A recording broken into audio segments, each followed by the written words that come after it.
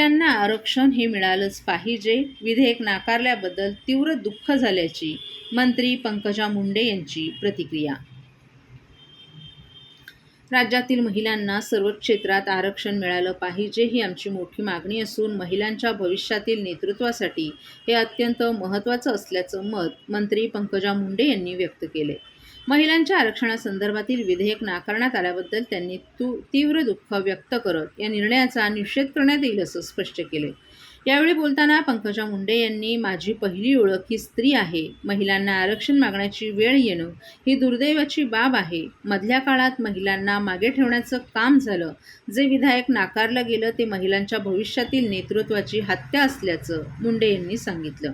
या प्रवृत्तीला महिला चोख उत्तर देतील आणि महिलांच्या हक्कासाठी लढा सुरूच राहील. तसंच हे विधेयक मंजूर न झाल्यानं विरोधकांनी जल्लोष केल्याची टीका देखील त्यांनी केली.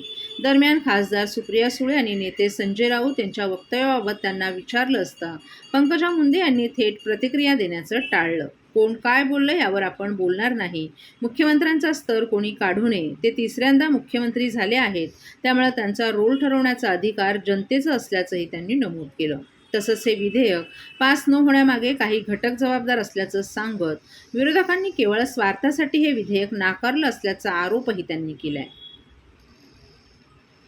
केंद्रशासित प्रदेश कायद्याच्या दुरुस्तीचं विधेयक हे म्हणजे प्रत्यक्षात नारी शक्ती वंदन विधेयक अधिनियम हे आणलं तेव्हा आपल्याला स्पेशली आपल्या देशाला स्वतःच वैयक्तिक मालमत्ता समजणारे पक्ष म्हणजे काँग्रेस तसेच आपले समाजवादी पक्ष टीएमसी टीएमके यांनी विरोध केलेला आहे. आणि मला वाटतंय हा विरोध म्हणजे महिलांचा त्यांनी महिलांना नाकारणे महिलांचा अपमान आहे. 50% जे मतदानामध्ये पॉप्युलेशन आहे त्यांना मात्र जेव्हा काम करायचं असतं तेव्हा मुख्य प्रवाहात आणण्यासाठी प्रयत्न करावे लागतात. सीओची जागा द्यायची एखादी मुख्य जागा द्यायची तेव्हा महिलेला देताना 10 वेळा विचार केला जातो. प्रयत्न करताना ती कुठेही कमी नसते. मेरिटमध्ये ती कुठे कमी नसते पण तिला संधीची मात्र कमी आहे. आणि ही संधीची कमी झाली पाहिजे. संधी त्यांना मिळत गेली पाहिजे यासाठी सदैव प्रयत्नशील राहणारे आमचे प्रधानमंत्री नरेंद्र मोदी यांनी या विधेयकाला ज्या पद्धतीने विरोध झाला त्याच्याबद्दल तीव्र दुःख व्यक्त केलेलं आहे. हा महिलांचा भविष्यात होणाऱ्या नेतृत्वाच्या भ्रूणाची हत्या करण्या एवढा पातक आहे. आणि जेव्हा इतिहास लिहिला जातो तेव्हा इतिहास जसा चांगला लक्षात राहील तेव्हा हा इतिहास लिहिला जाईल तेव्हा हे नक्की लक्षात राहील की महिलांच्या पुढे जाण्याला महिलांचा स्वतःचा हक्क बजावण्यासाठी विरोध करणाऱ्या या पक्षाला महिला तरी कधीही क्षमा करणार नाही. आणि म्हणून याबद्दल तीव्र निषेध व्यक्त करण्याची गरज आहे. हे लोकशाहीच्या मार्गाने विधेयक आणत असताना बहुमत न मिळू देणारा प्रयत्न करणारे लोकांविषयी आश्चर्य वाटत असताना हे नाही झालं विधेयक यशस्वी त्याच्यावर त्यांनी सेलिब्रेट केलं त्याचा जल्लोष केला. हे समस्त महिलांच्या हृदयामध्ये उठलेला विषय आहे. मी साधं प्रेस घ्यायला जिथे जिथे जातीये मी भाषण करतेय. काल मी एका सभेमध्ये गेले तेव्हा या महिला विधेयकाविषयी आमचे मुख्यमंत्री देवेंद्रजी फडणवीस पोटतिडकीने बोलत असताना प्रचंड प्रमाणात लाडक्या बहिणींकडनं टाळ्या येत होत्या. त्यांना वाटत होतं की हो आम्ही या प्रवाहात असलं पाहिजे. आम्हाला समान संधी आमचा अधिकार आहे आणि ती संधी आम्हाला नाकारणाऱ्या लोकांना महिला क्षमा करणार नाही. आणि म्हणून याच्यामध्ये एक जनजागृती झाली पाहिजे. महिलांकडनं हा विषय महिलांपर्यंत पोहोचलेलाच आहे. त्यांची मागणी आली पाहिजे आणि त्यासाठी आम्ही प्रयत्न जे म्हणजे मुळामध्ये आम्ही विरोधी पक्षात होतो स्वातंत्र्य काळापासून एक पर्याय म्हणून काँग्रेस समोर उभा राहणारा आणि राष्ट्रप्रेम आणि या देशाच्या हितासाठी झगडणारा पक्ष भारतीय जनता पार्टी नरेंद्र मोदीजींच्या रूपाने आम्हाला मिळालेले प्रधानमंत्री या जगामध्ये आपली गरिमा निर्माण करणारे प्रधानमंत्री एखाद्या सामान्य समाजाला मुख्य प्रवाहात आणण्यासाठी सदैव संधी देणारे प्रधानमंत्री आणि आमच्या महिलांना सदैव महत्वाचं स्थान देणारे प्रधानमंत्री आणि त्यांनी महिलांसाठी हे विधेयक मंजूर करत असताना सर्वांनीच तिथे सकारात्मक प्रतिसाद द्यायला पाहिजे होता जो दिला नाही. हा अत्यंत निंदाजनक विषय आहे.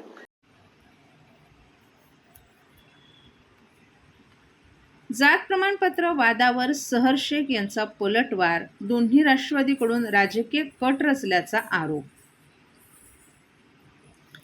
मुंब्रा येथील प्रभाग क्रमांक 30B च्या MIMच्या नगरसेविका सहर युनुस शेख यांनी त्यांच्या जात प्रमाणपत्रावरून सुरू असलेल्या वादावर सोमवारी पत्रकार परिषद घेत सविस्तर खुलासा केलाय.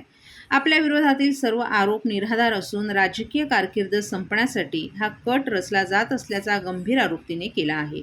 यावर सहर शेख हिचे वडील आणि आजोबाही यावेळी उपस्थित होते.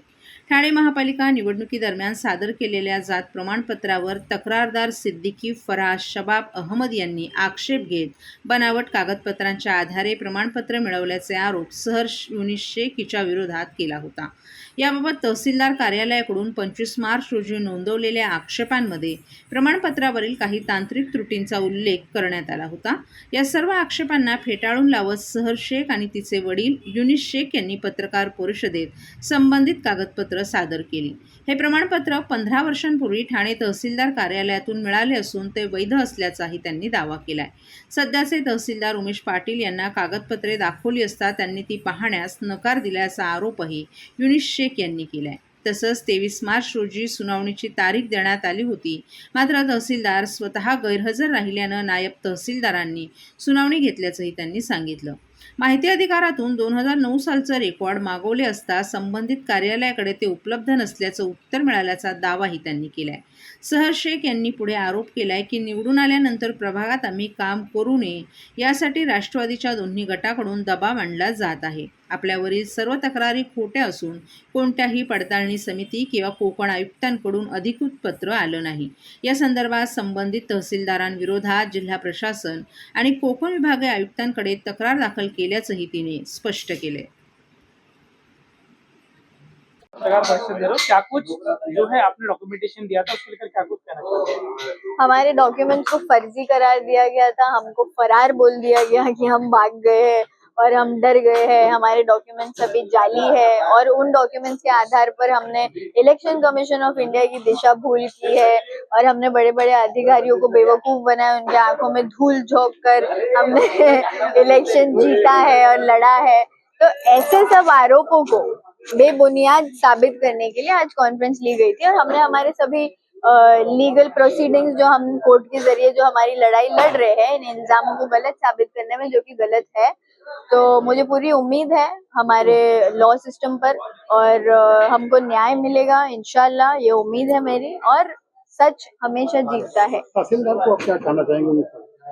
उमेश पाटिल सर को यही बोलना चाहूंगी कि आपको दोनों साइड की स्टोरी सुन करके अपनी रिपोर्ट पास करनी चाहिए थी, जो कि आपने किया नहीं है। आपने एक ही हियरिंग लेकर सीधा हमारे खिलाफ में पूरी वन साइडेड रिपोर्ट लिख के दी है, जिसमें आपने जो भी ऑब्जेक्शंस मेंशन किए हैं वो बेसलेस है और उन ऑब्जेक्शंस का कोई बुनियाद नहीं है। आपने साबित करने की कोशिश की है कि मेरे डैड माइग्रेंट है, जो कि यही पैदा हुए हैं, यही पले बड़े हैं, महाराष्ट्र के रहवासी है, लेकिन ऐसे इंसान को आप यूपी का रहवासी साबित करने पे तुले हुए हो। इसकी वजह क्या है वो मैं नहीं समझ रही, और उनको साबित करके वो मुझे भी गाजियाबाद का रहवासी साबित कर रहे हैं, जबकि मेरी स्कूल ठाणे बिलबोंगा इंटरनॅशनल स्कूल से मैं पढ़ी हूँ। सर्व नागरिकांना आवाहन करण्यात येत आहे की सध्या डासांमार्फत पसरणाऱ्या डेंग्यू या आजाराचा प्रसार रोखण्यासाठी प्रत्येकाने पुढील प्रमाणे कार्यवाही करावी. डेंग्यू आजार एडिस इजिप्ती हा डास चावल्याने होतो. या डासांची पैदास साचलेल्या किंवा साचवलेल्या स्वच्छ पाण्यामध्ये होते. 8 दिवसांपेक्षा जास्त दिवस पाणी उघडे व साचून राहिल्यास त्यात डास अंडी घालतात. अंड्यांच्या अळ्या तयार होऊन पुढे डास तयार होतात. यासाठी आपल्या घरातील पाणी साठे, उदाहरणार्थ बॅरल्स, पिंपे, टाक्या, हौद, रांजणे इत्यादी दर आठवड्याला रिकामे करून घासून पुसून कोरडे करून पुन्हा भरावे. 1 दिवस कोरडा दिवस म्हणून पाळावा.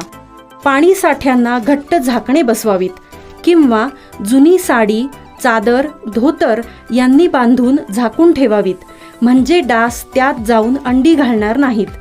घराच्या गच्चीवर, आजूबाजूला, अंगणात कोठेही पाणी साचू देऊ नये. भंगार सामान उघड्यावर टाकू नये. उदाहरणार्थ टायर्स, प्लास्टिक सामान, कुंड्या, टाकाऊ वस्तू इत्यादी. अशा सामानात पावसाचे पाणी साठून त्यात डेंग्यूच्या डासांची पैदास होते. घरातील कूलर्स, फ्रीजच्या पाठीमागील ट्रे हे देखील वेळोवेळी कोरडे करावेत. लक्षात ठेवा, नुसत्या फवारणीने डास घनता कमी होत नाही, तर त्यासाठी डास पैदास ठिकाणे नष्ट करणे ही आपल्या सर्वांची जबाबदारी आहे. कोणताही ताप अंगावर न काढता जवळच्या शासकीय रुग्णालयात मोफत औषधोपचार घ्या. अशा प्रकारे नागरिकांनी सहकार्य केल्यास डेंग्यूचा प्रसार रोखणे सहज शक्य आहे.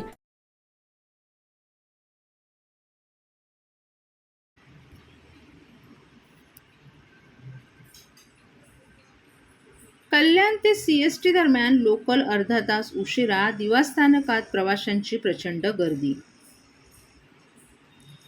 लोकल सेवा आज सकाळपासूनच विस्कळीत झाल्यानं प्रवाशांना मोठ्या गैरसोयीला सामोरं जावं लागलं. विशेषतः दिवा रेल्वे स्टेशन येथे सकाळच्या गर्दीच्या वेळेत मोठ्या प्रमाणावर प्रवाशांची गर्दी उसळली होती. आजची परिस्थिती नेहमीपेक्षा वेगळी असल्याचं चित्रही पाहायला मिळालं. कामावर जाणाऱ्या प्रवाशांना वेळेवर लोकल न मिळाल्यामुळे प्लॅटफॉर्मवर प्रवाशांची संख्या झपाट्यानं वाढली होती. कल्याण जंक्शन रेल्वे स्टेशन ते छत्रपती शिवाजी महाराज टर्मिनस दरम्यान धावणाऱ्या लोकल गाड्या सुमारे अर्धा तास उशिरानं धावत असल्यानं सर्वत्र अस्वस्थतेचं वातावरण निर्माण झालं होतं. अचानक वाढलेल्या गर्दीमुळे प्लॅटफॉर्मवर हालचाल करणंही कठीण झालं होतं. अनेक प्रवाशांना गाडीत चढताना आणि उतरताना मोठी कसरत करावी लागली. काही प्रवाशांनी नाराजी व्यक्त केली तर काहींनी परिस्थिती शांतपणे हाताळण्याचा प्रयत्न केला. गर्दी इतकी वाढली होती की काही प्रवाशांना श्वास घेण्यासही त्रास होत असल्याच्या तक्रारी समोर आल्या. या उशिरामुळे अनेक कर्मचारी वेळेवर कार्यालयात पोहोचू शकले नाहीत, तर विद्यार्थ्यांनाही शाळा आणि महाविद्यालयात उशीर झाला. परिणामी अनेकांनी आपल्या कार्यालयांना उशीर होणार असल्याची माहिती दिली. दरम्यान रेल्वे प्रशासनानं परिस्थिती नियंत्रणात आणण्यासाठी प्रयत्न सुरू केले असून लोकल सेवा लवकरात लवकर पूर्ववत करण्यासाठी उपाययोजना करण्यात आल्याचं सांगण्यात आलं. मात्र आजचा दिवस प्रवाशांसाठी अत्यंत त्रासदायक ठरला असून भविष्यात अशा घटना टाळण्यासाठी योग्य नियोजन आणि त्वरित निर्णय घेण्याची गरज प्रवाशांकडून व्यक्त करण्यात येत होती.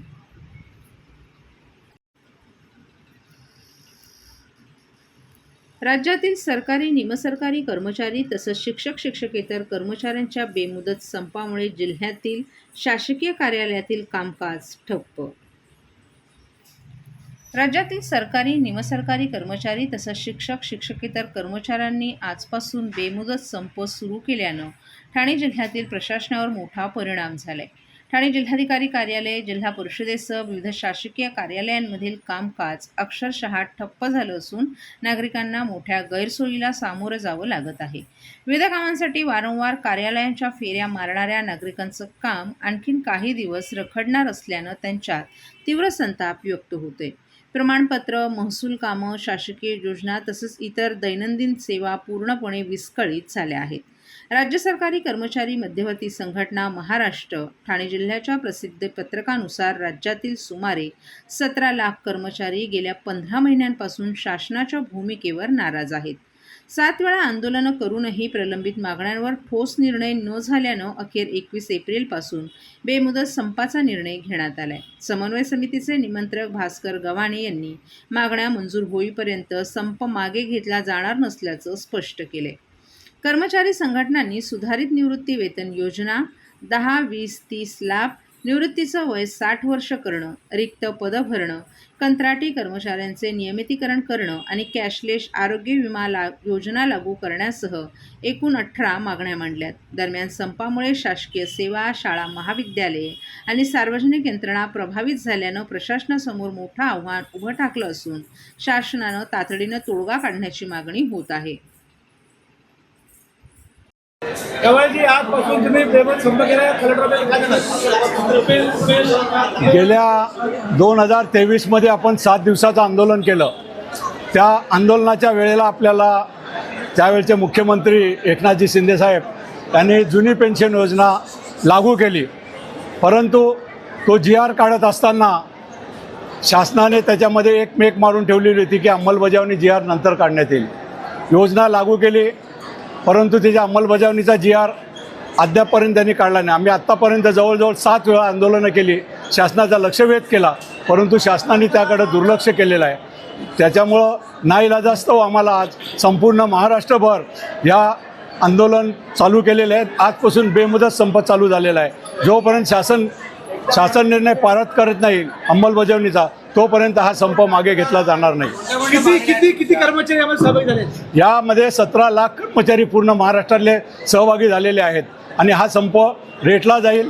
शासन जोपर्यंत शासन निर्णय पारित करत नाहीत तोपर्यंत हा संप मागे घेतला जाणार नाही. प्रामुख्याने काय मागणी आहे? प्रामुख्याने मागणी एकच आहे आमची महत्त्वाची, की जी जुनी पेन्शन योजना लागू केलेली आहे परंतु तिची अंमलबजावणीचा GR शासनाने काढलेला नाही आहे. त्याच्यासाठी 7 वेळा आम्ही आंदोलनं केलेत तरी पण शासन त्याच्यावर शासन निर्णय काढत नाहीत. त्याचप्रमाणे देशातल्या 26 राज्यामध्ये निवृत्तीचं वय 60 आहे परंतु महाराष्ट्र आपण पुरोगामी म्हणतो तिथे फक्त 58 वय आहे सेवानिवृत्तीचं. ते 60 वर्ष करावं.